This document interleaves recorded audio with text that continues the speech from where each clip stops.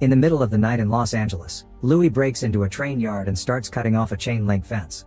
Suddenly he sees a light coming closer and quickly hides his tools before he's found by a security guard, who asks for an ID. Louis comes closer pretending to cooperate, only to attack the guard to knock him out and steal his watch. Afterward, Louis goes to a scrapyard and sells the fence to the foreman after spending a long time negotiating the price. Then he wonders if the foreman is hiring, using tons of corporate mambo jumbo to sell himself. The foreman immediately says no, so Louis asks for an unpaid internship for the experience. However, the foreman says he'll never hire a thief, meaning he knows where Louis got the fence. Later, while Louis is driving, he sees a few police cars pass by, so he pulls over to see what the commotion is about. It turns out there's been an accident and now a car is on fire with people still inside.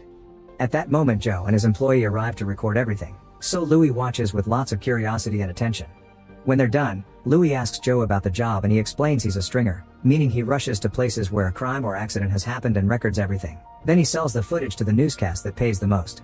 The only things a stringer needs are a camera and a police scanner. Finding the job appealing, Louis asks him if he's hiring, but Joe says no. The next day, Louis sees the accident on TV and becomes more determined to get into this business. He visits the beach and waits for a guy to get distracted to steal his bike, then he goes to pawn it off. The shop owner isn't willing to negotiate the price no matter how much Louis insists, so instead he asks for store credit and gets a camcorder plus a police scanner in return. That night, he uses the scanner to start listening to all the reports in the area, only to realize he doesn't understand the codes and that he needs to find a good route to get there quickly. He first arrives at a simple arrest, and the cops immediately send him away. Next, he tries recording a woman who was stopped by the cops for driving drunk, but once again the officers quickly kick him out. Eventually he reaches the scene of a fatal carjacking and gets close enough to the victim to record some really graphic footage. This makes a cop angry and immediately kicks out Louis and another stringer, who curses Louis too because now he can't finish recording. Louis ignores his anger and follows him to hear his conversation on the phone so he can learn how to negotiate with newscasts and how much to charge. Afterward, Louis goes to Channel 6 and shows the footage to news director Nina, who immediately becomes impressed by how close he got. She calls over the producer Frank, but the man freaks out, saying they can't put such graphic images on a morning show. Nina says they'll just add a warning and reminds him she's the boss, so she agrees to buy the footage. Louis tries negotiating but in the end doesn't get as much money as he hoped. However, Nina tells him he's got lots of potential and he just needs a better camera because his image quality right now isn't good. Since she's willing to buy more from him in the future, Louis asks what's best for ratings, and Nina explains their viewers are interested in graphic accidents and violent crimes in rich white areas. The next morning, Louis sees his footage on TV and feels like he's finally achieved something. He downloads the news clip on his computer and searches for a list of police codes online to memorize their meanings. Later, he meets with a young man called Rick for an interview. Once again, he uses a lot of corporate mambo jumbo to ask questions and make Rick talk about himself, but in the end he hires him because he's got a phone, knows the area well, and knows how to use GPS. Louis reveals this is an unpaid internship, causing Rick to protest. He needs to be paid at least a little something because he's almost homeless. After a long discussion, Louis agrees to pay him $30 per night. In the evening, Louis and Rick wait in the car while listening to the police scanner for an interesting incident, and Louis uses the chance to teach Rick the police codes. After many hours of nothing, they finally hear about a fire, so they rush there. Rick is supposed to find the fattest route on the GPS and give directions, but Louis drives like a mania and yells at him because he's desperate to arrive first at the scene. Getting very nervous, Rick accidentally gives him wrong directions, and by the time they make it to the right spot it's too late because the paramedics have already wheeled the victim away. After Joe teases him for his tardiness, Louis gets furious with Rick and demands better communication, so Rick asks him not to rush him. The next time they get a good lead, Louis doesn't yell at Rick and they manage to arrive just in time. However, the police have closed up the robbed house and there isn't anything interesting to record. Louis refuses to give up and waits for the cops to be distracted. Then he sneaks inside the house to find the bullet holes in the kitchen. He rearranges the pictures on the fridge around the holes to make it look more tragic and ends the footage with the holes in the window that show the victims talking to the police. Before leaving, he steals some junk mail to get the names of the victims. Moments later, Louis brings the footage to Nina, who absolutely loves it. Frank freaks out because it's clear that Louis broke in and the names were stolen from private correspondence, but Nina decides to use it anyway. From then on, Louis and Rick become very successful at finding good stories and recording them to later sell them to Nina. Rick finds the best routes for Louis to get to the scene fast, and Louis records every gritty detail without shame while avoiding the cops. He always watches TV to see his own work on the screen and downloads all the clips to create a collection on his computer. When he gets enough money, he gets a better camera for himself and a second one for Rick so he can record from a different angle. One night, they make it to a car crash before the police. Louis tries to interview one of the drivers, who curses him because he's desperately trying to talk to the 911 operator.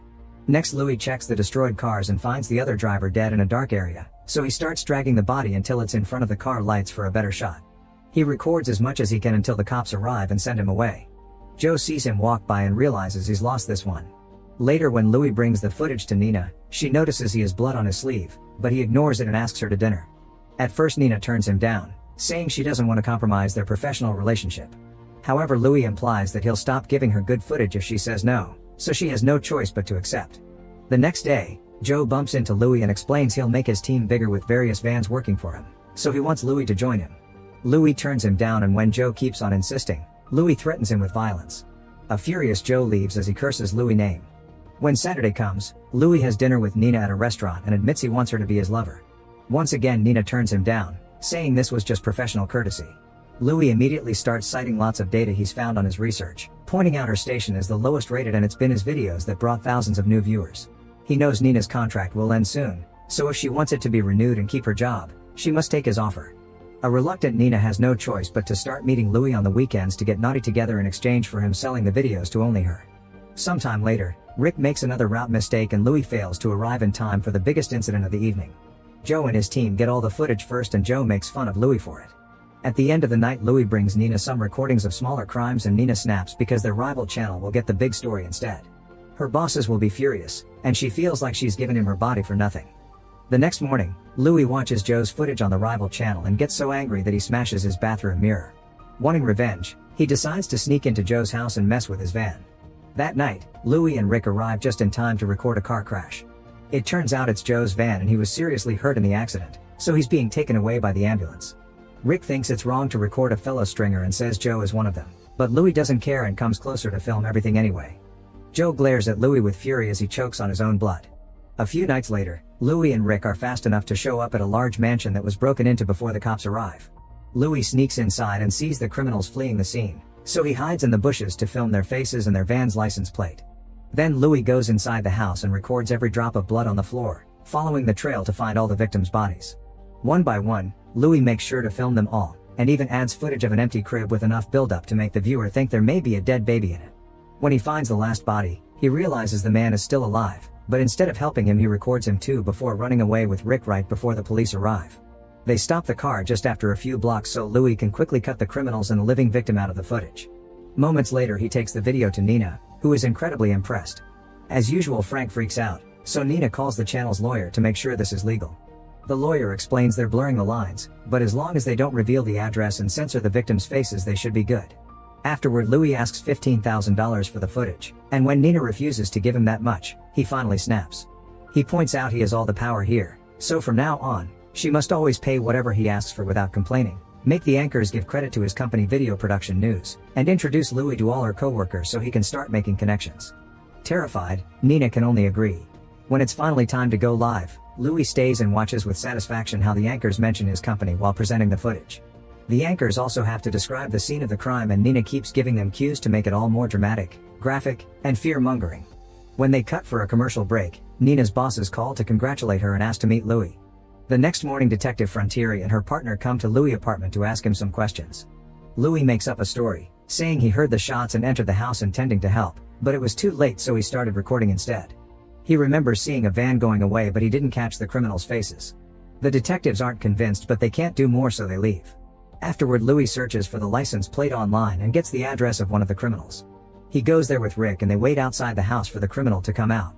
When Rick notices the van, he wonders why Louis won't call the cops now, so Louis explains he wants the criminals to go somewhere nicer, hoping that they'll resist the arrest and make a better story. Rick freaks out and says this getting too dangerous, so he demands a raise. Louis makes him choose the number and Rick says $75 a night, causing Louis to immediately seal the deal.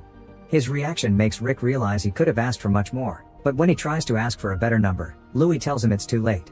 When the criminal finally leaves the house, the duo follows him and watches him pick up his partner. Then they continue to follow them until the criminals stop at a fast food restaurant. Louis finally calls the cops, giving them detailed descriptions and saying the criminals are armed. He even clarifies these are the wanted guys from the infamous crime and offers his own name as the person who found them. After Louis hangs up, Rick realizes he'll ask for the reward the police put on these guys and asks for half of it. Louis gets furious but he really needs a second camera for those extra angles, so he agrees to pay and Rick goes to stand on the other side of the restaurant. Soon the cops arrive and when they approach the criminals, the guys open fire, casing a gunfight that kills several men. Louis and Rick film everything as one of the criminals is killed too and the other is wounded, but he can still run and get in his van to escape. The cops immediately chase after him and Louis picks up Rick before following them as well. While Louis drives like a maniac, he keeps yelling at Rick so he won't stop recording. The car chase is so crazy that a civilian car crashes against a police vehicle, taking it out of the game.